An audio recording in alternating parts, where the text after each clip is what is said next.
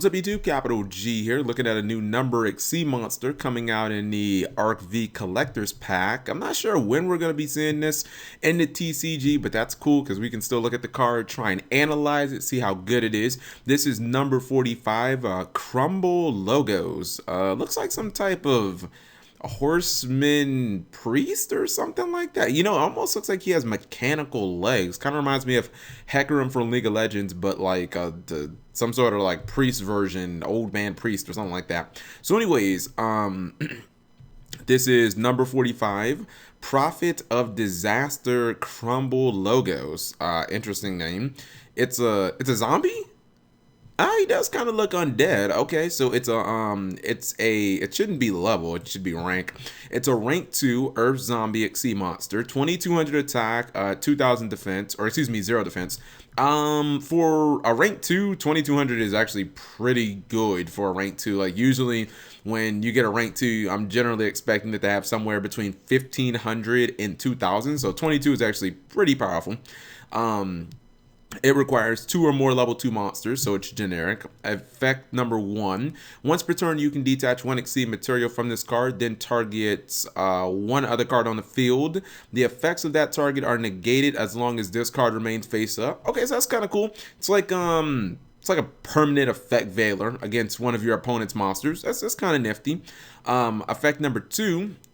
As long as a card is targeted by this card's effect remains face up on the field, neither player can activate the effects of cards with that card's name. So, trying to put this into a proper perspective, like trying to think of a deck that runs a card that's maybe at 3.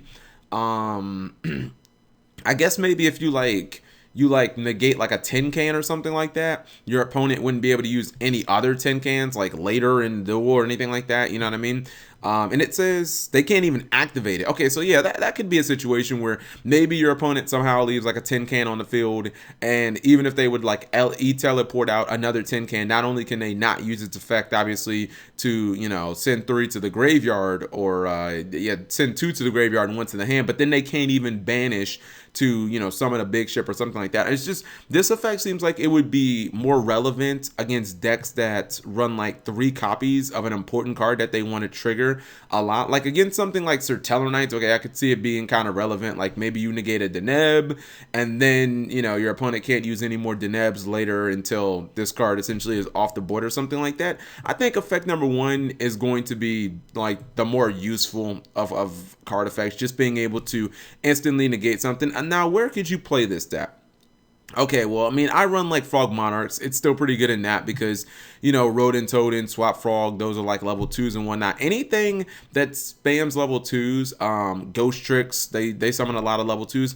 There are not that many decks that really use level 2s. As far as this card goes, I think it's pretty decent just because of its, really just because of its stat line and because of the first effect. Having 0 defense is kind of predictable because it is a zombie, and zombies are notoriously known all the way back from the days of Zombie Master for some reason having 0 defense. I don't know what that has to do with being undead or anything like that, but this is a nice little niche card. If you're running anything that can run rank 2s and you're looking for some type of effect negation, it would have been really sick if it could have activated them during both players' turns. I'd have been like, okay, this card is dope as fuck, but it's pretty decent. I'll say that. So let me know what you guys think. Thank you for watching as always.